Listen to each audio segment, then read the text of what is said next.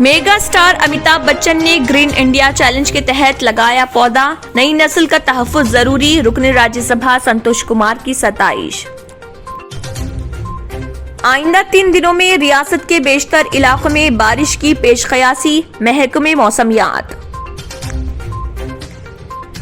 गांधी अस्पताल में 3 अगस्त से नॉन कोविड सर्विसेज का दोबारा आगाज, रियासत में कोरोना वायरस के केसेस में कमी के पेश नजर लिया गया फैसला।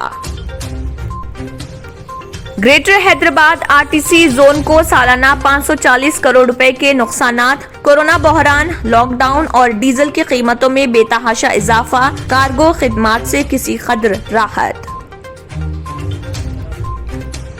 मोहम्मद अली शब्बीर के फर्जंद मोहम्मद इलियास तेलंगाना यूथ कांग्रेस के रियासती सेक्रेटरी मुकर्रर, पार्टी के इस्तेहकाम के लिए अनकरीब जिले के तमाम मंडलों का दौरा।